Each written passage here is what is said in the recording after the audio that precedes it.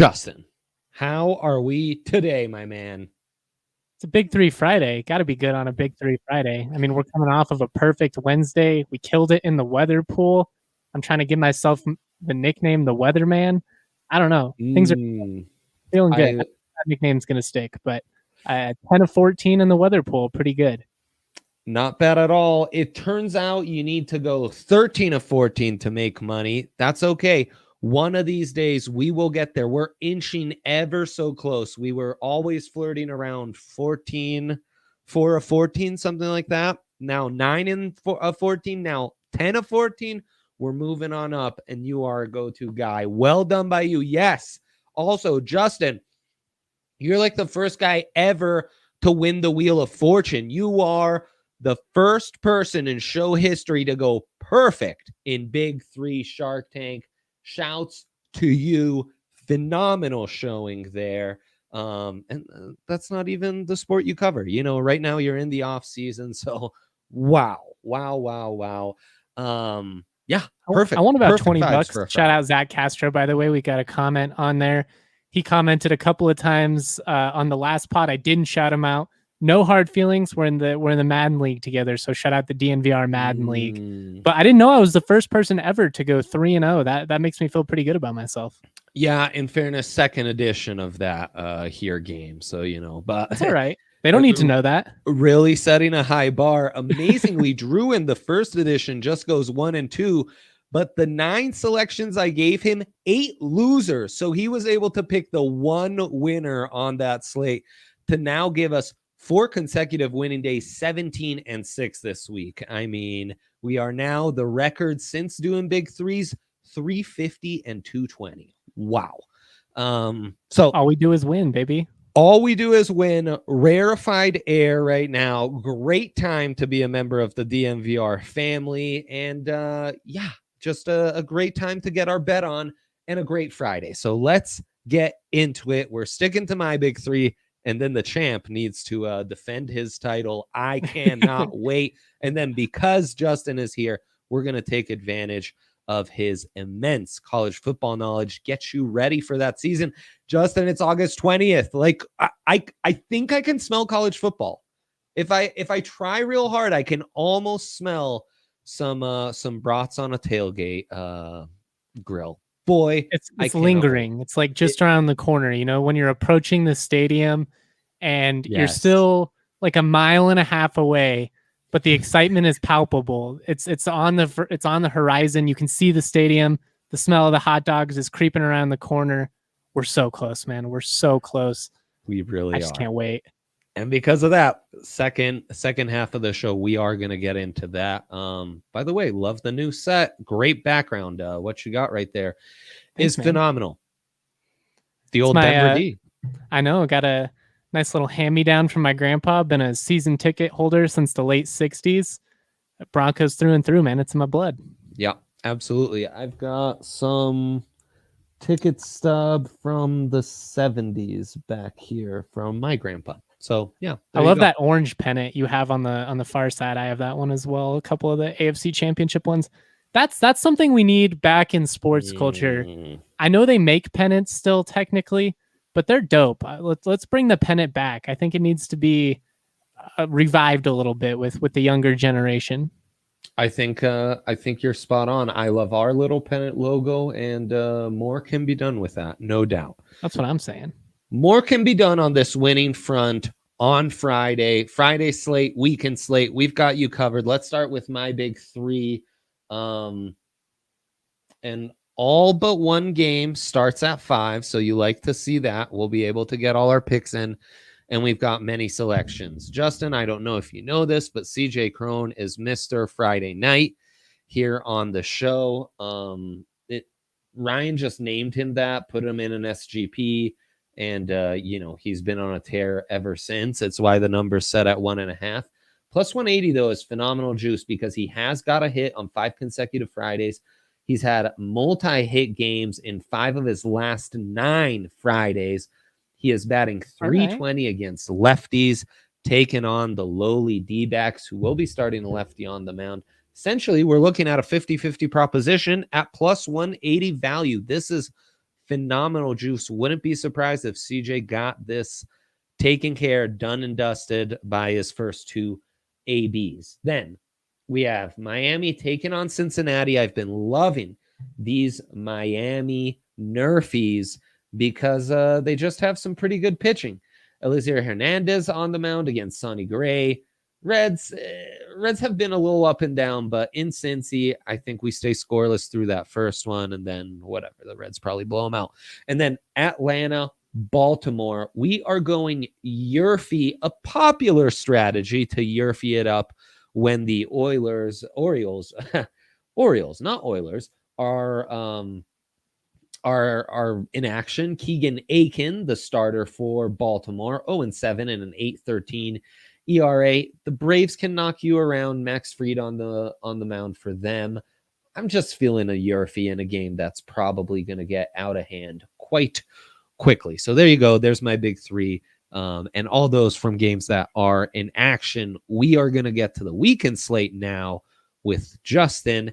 As announced earlier, we will play yet another edition of Big Three Shark Tank.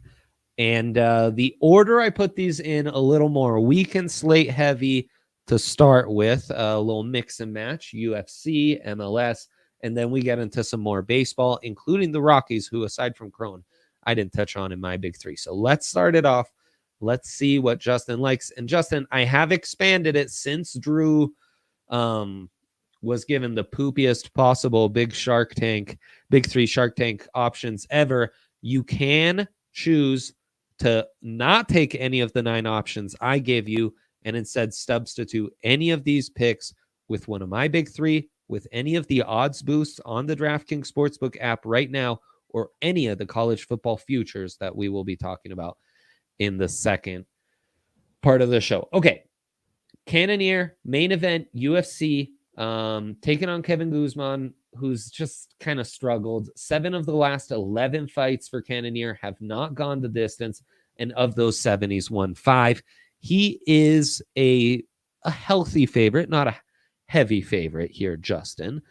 But since he's a favorite, the odds say usually Cannonier will win by a TKO or KO, and Guzman's going to play him that way. So you've got a little extra juice. I didn't just give you the money line at minus 160. I'm giving you that specific prop. Okay. Yeah.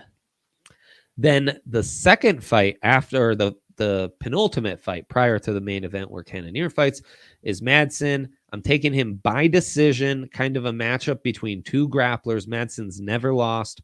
Another healthy favorite here. And there's nothing more exciting than betting on UFC and having to sweat out just a close fight for 3 rounds. But this one I like. This is going to be a fun one. Plus 120. Kind of the same thinking, in that last one. We're trying to find a little more value for you on this UFC slate. I'm not sure there's anything that's as exhilarating as betting on UFC. But I'm also not sure if there's anything that I've had less success on in the grand scheme of things. I don't know, man. It feels like even when it's the no-brainer and everyone's like, oh, this guy's a lock, then I bet on him the time that he breaks his foot when he's throwing a kick or something. You know what I mean? Like I'm bad luck when it comes to UFC, but I really like the value on both of these. So I'm going to keep them in the back pocket, keep it in consideration, and hear out the rest of these. I think you're spot on. We had a stretch where we were making a little money on UFC, and that's where not much was going on. So I was really dialed in. I was like going back to watch old fights and dialing on the matchups. But that is a sport you need to know your stuff, man. Looks like there's a boost available. Okay, beautiful. That's phenomenal. So there you go. You would substitute it with that. Then MLS. This game's going on tonight. Galaxy at home taking on San Jose Earthquakes. Couple of OG. If you were to look at the Galaxy, 3rd in the Western Conference and San Jose's 9th, kind of the Galaxy have a way better roster when everyone's healthy. They should blow them out. It's pretty nice value at home.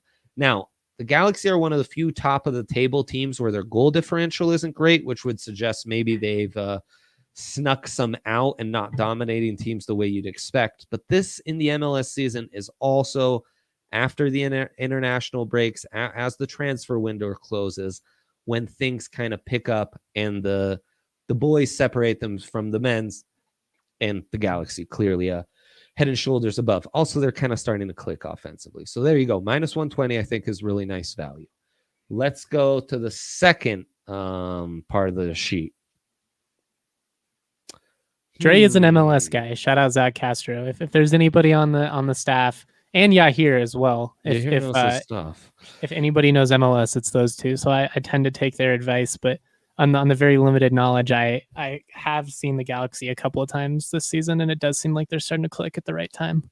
I think we've done okay not killing it on MLS. What I've been killing it on is NFL preseason because, I think I'm 4-1 on those so far. And no NFL preseason picks here. I am so scared off by these totals, Justin.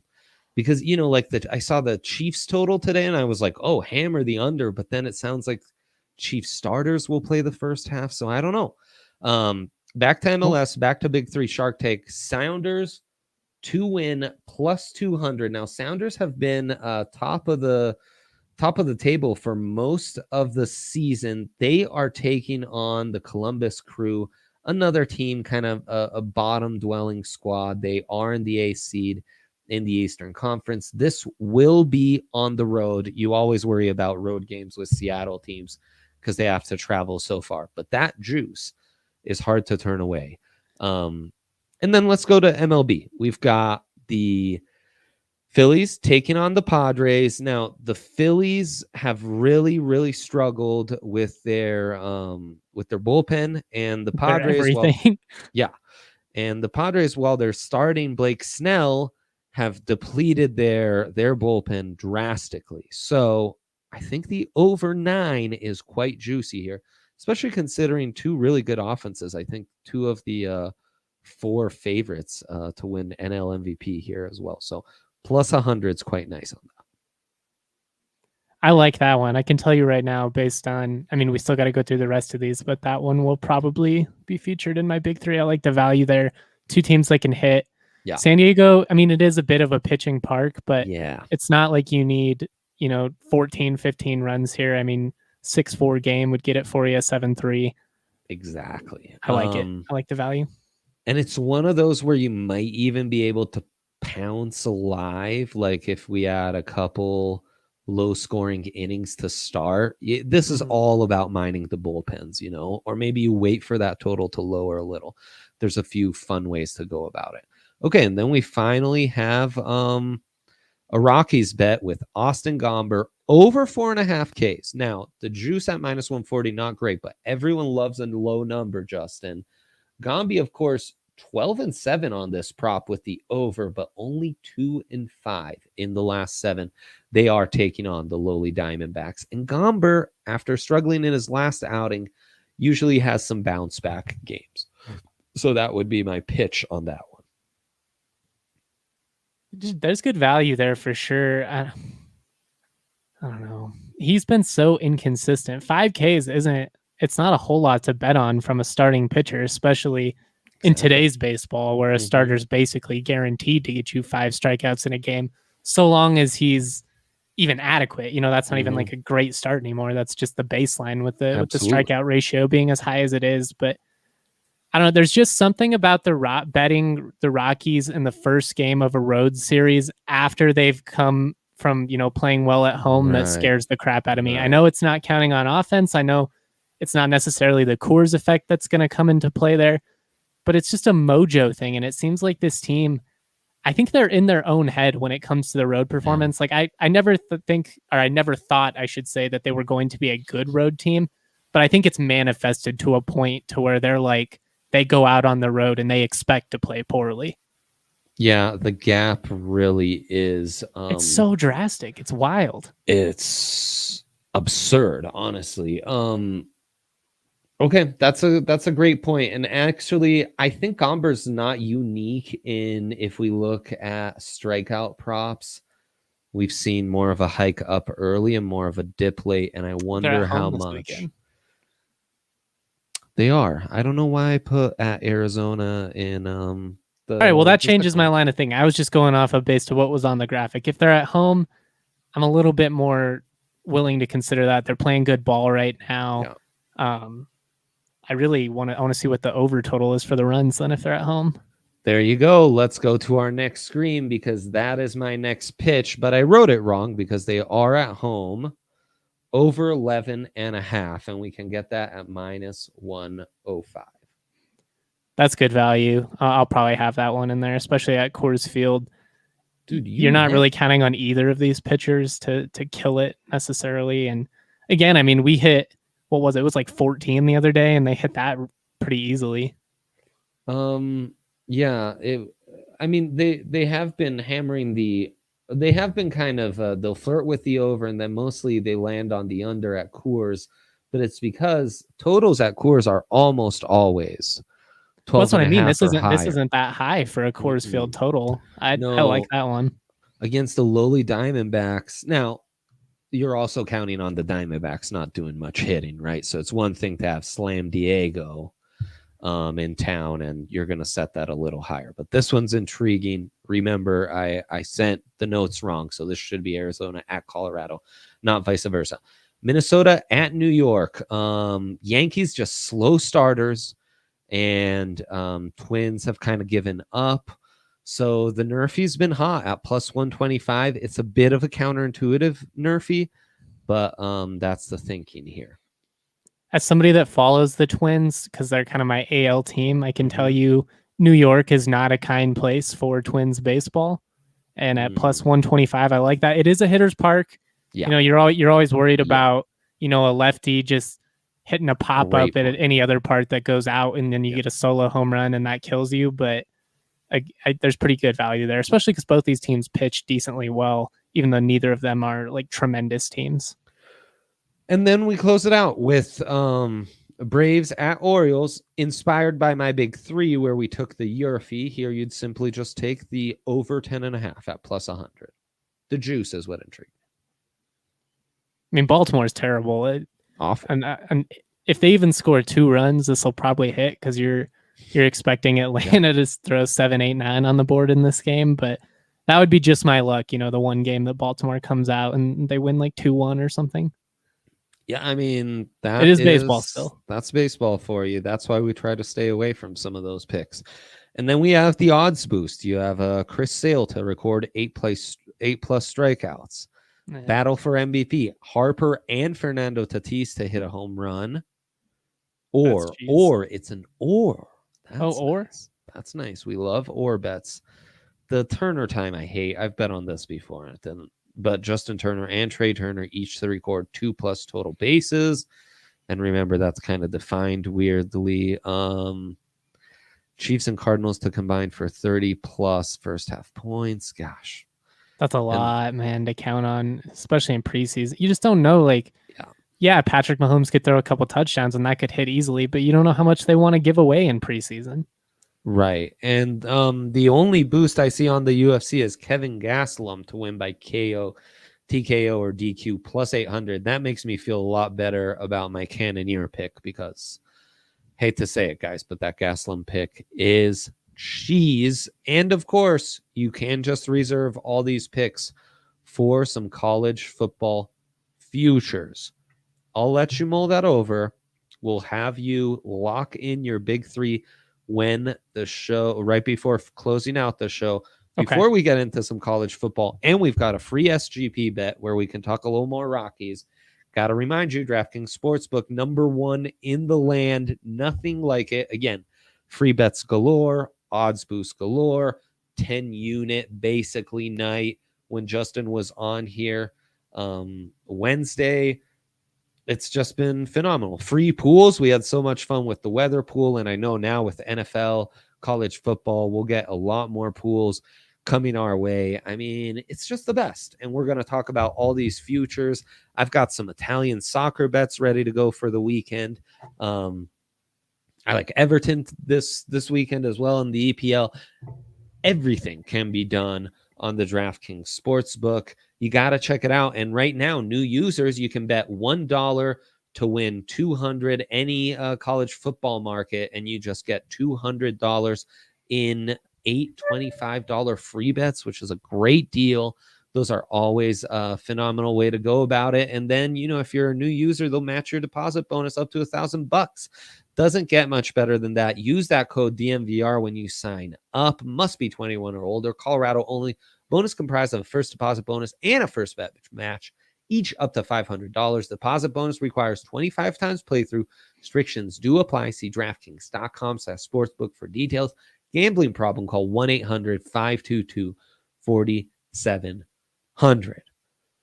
Shout out to DK. Let's go to our dilemma of the day, because I've mentioned it. I've teased it. We've got Justin here. We're ready to talk about some college football futures, and that's our dilemma of the day right there. How to use our free SGP bet and our favorite college football futures. So, Justin, let's jump right into this.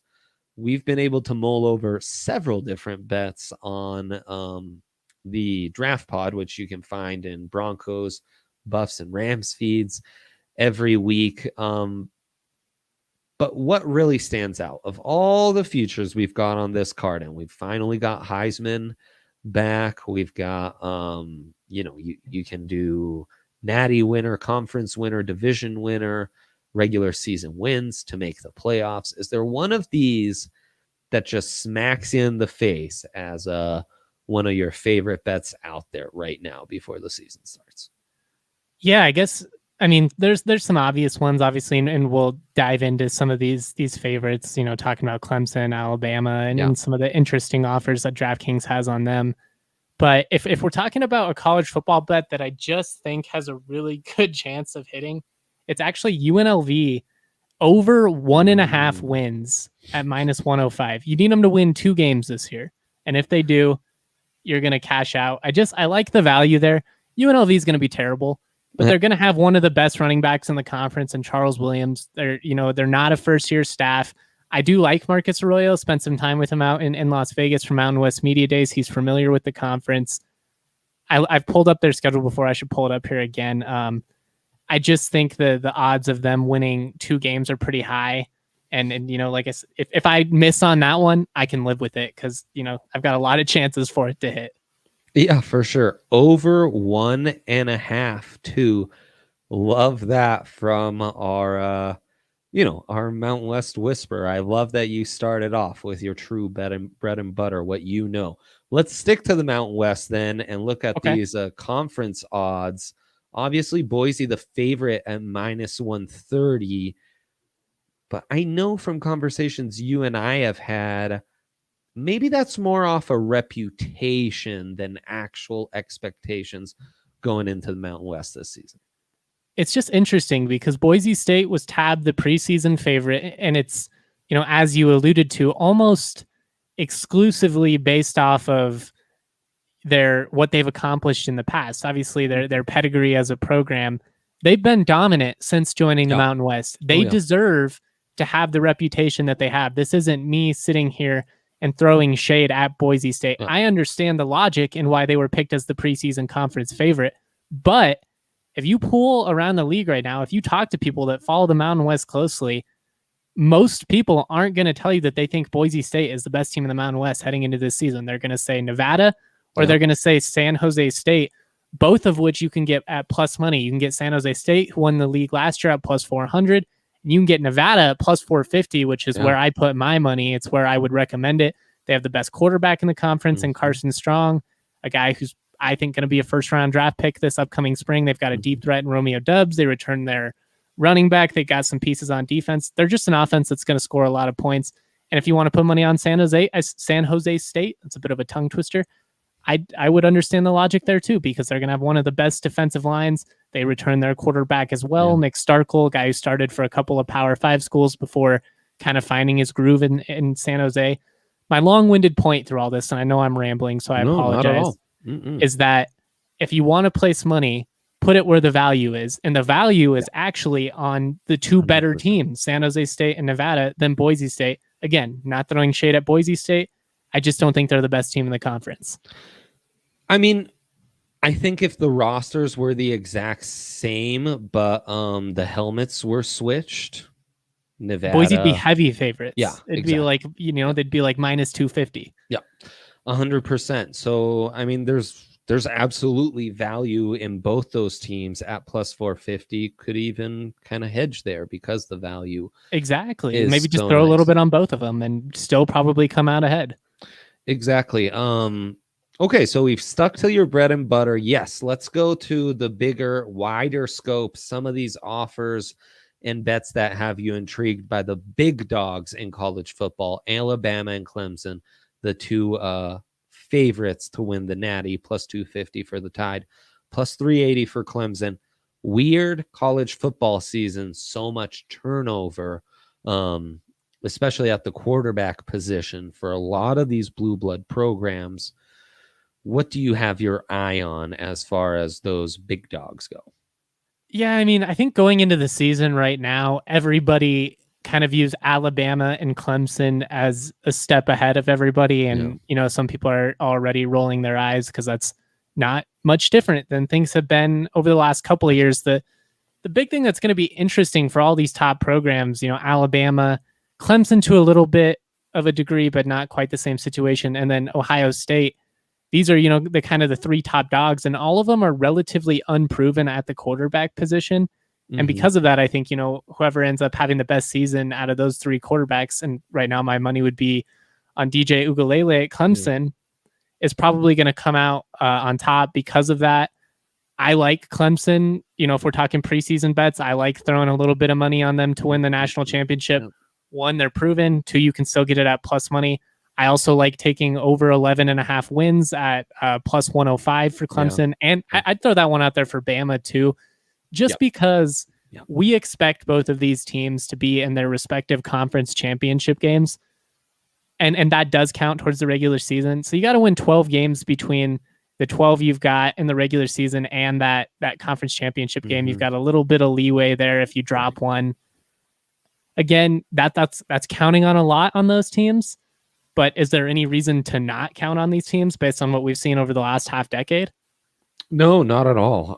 Especially Clemson, who's going to have that easier ACC schedule, which is going to be a huge advantage to them. And it's, in a way, it's really the over on 11.5 wins. In a way, a bet for both teams to make the playoffs, because we're gambling on one loss and them to win their conference. So. Yeah, it's basically it's that bet, but you're probably getting it at a little bit better value. I'd have to pull up what the I don't think you get it at even value. No, yeah, like Alabama to make the playoff is minus 370. Alabama over 11.5 wins is plus 105. If you think they're going to make the playoff, they're going to have 12 plus wins. So just go where the money is.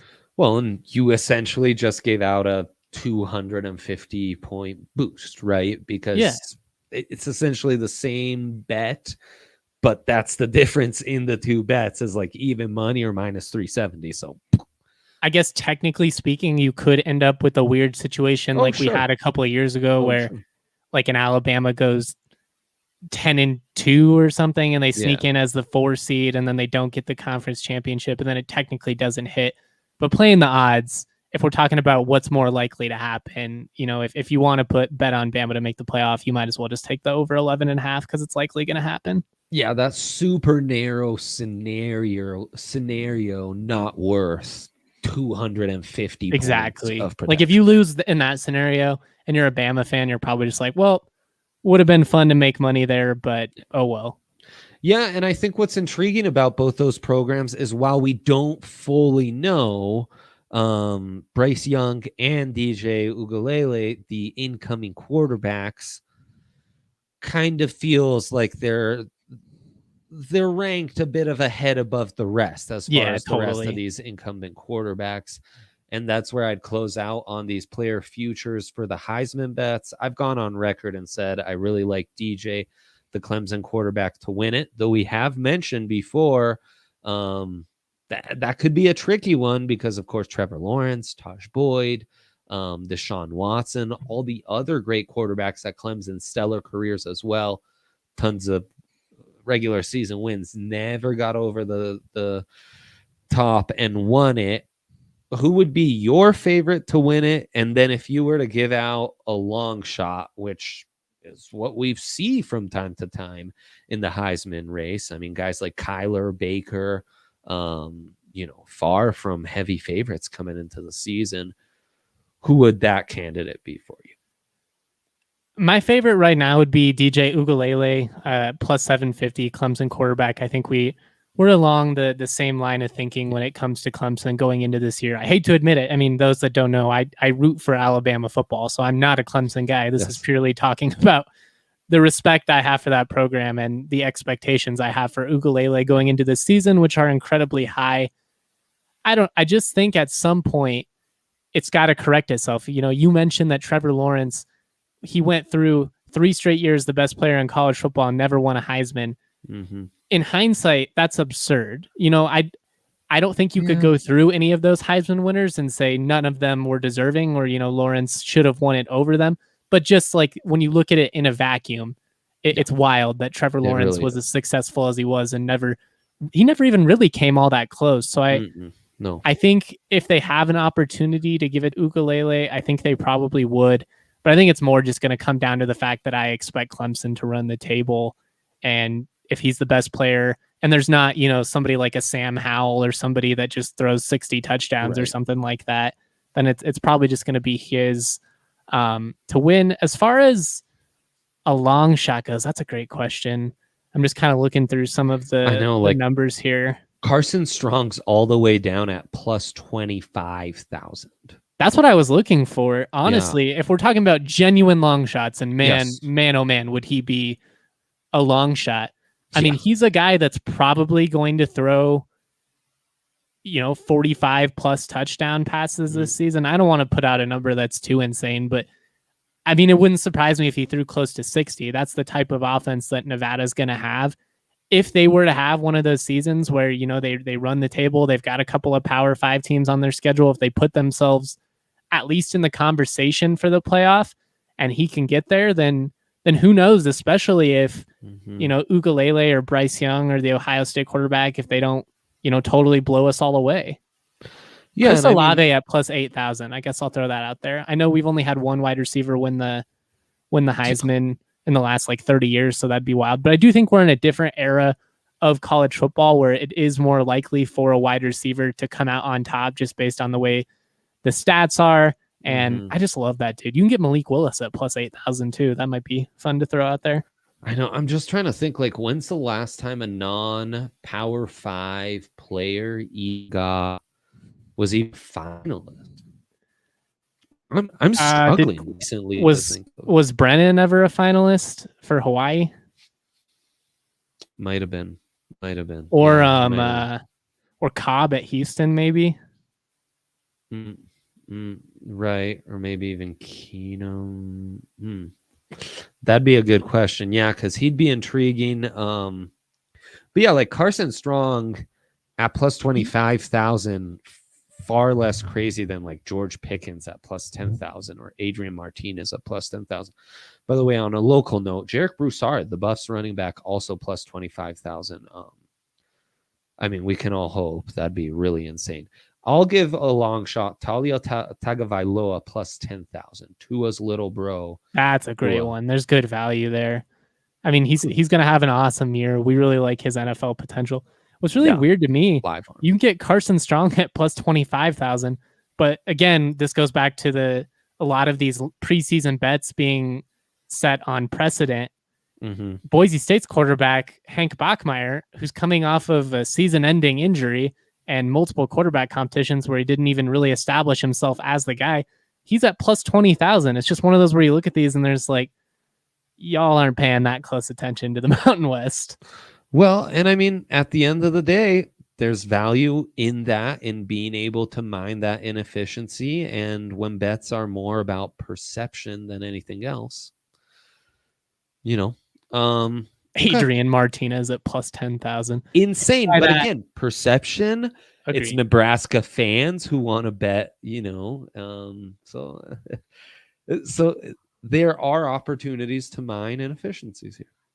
Well, If you'll buy that, I've got some oceanfront property in Arizona. I'll sell you. That's all I'm saying, Huskers fans. Damn straight. Yeah, hit him up. All right, let's build this SGP and get ourselves set for the weekend because we've got a freebie. Also, Justin, we gave out a winning SGP on the Wednesday show. The problem is I'm really bad at reading and understanding these lines. So instead of putting in the SGP, the one Rockies pick that was in my big three, which was the Rockies first 3 innings money line, I simply took a money line on the 3rd inning. So while they were leading through 3, the 3rd, they were just tied 1-1. So we lost that push, SGP, dude. That sucks. Yeah, because I don't know how to read. So Rockies will win. I think we agree on this. Gomber on the mound and at home. So you got to love that. I would go. I think there's good value there. I'd go alternate line. What do we say? Over 11.5?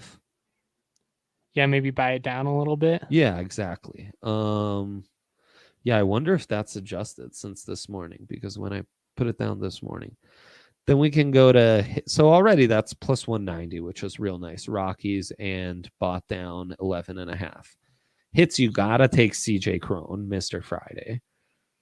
And then I think you got to hit up the other guys who've been really smacking lefties around. So Brendan Rodgers and Trevor Story, essentially. And then I hate when we don't have other pitching props. I don't understand some of these. I guess I'm going to have to dive into these rules a little bit. Sometimes I try and do the same game parlay, and then like I'll click on the one prop that you can't put in a same game parlay or something, and I don't understand what I did wrong, but I'll have to just got to get more familiar with it. You know, it's a learning process for us all, no doubt. I'm also feeling a CJ Crone RBI. I think just why not? You know, gosh. I really like Trevor Story over 1.5 hits at plus 170. CJ Crone maybe to get an RBI at plus 105. Yeah, I like that. And then I think we could cap it off with over on the first inning, a little Yurfie. I like it. Beautiful. We get that at plus 600. Put that free bet on it, and we are ready to roll. Yeah, there you go. There you go. Angry Andy letting us know Nebraska fans like to waste money. It's really true. It's really true. It's why they should actually make that little red jersey a real thing, you know. Just let Nebraska fans buy that away. Justin, always a pleasure, my brother. Thank you for filling in this week. Thank you. Wait, I got to give you my big three. Oh, yeah. Oh, my God. Thank you. Yes. Okay, let's dial it in. What have you decided your big three will be? All right, locking it in. I'm going to go with the LA Galaxy money line at minus 120 against San Jose. Beautiful. I'm going to go with the over 11.5 runs in the Arizona Rockies game. Beautiful. And I'm going no runs scored in Minnesota at New York in the first inning. All right. Love it. Lock it in. He's Justin Michael. You can find all his great stuff on DNVR Rams. We are DNVR Bets. We shall see how our 17-6 record from the week plays out with this final Friday edition. I'm told we should have Ryan back on Monday. Thank you all for tuning in, and best of luck this weekend.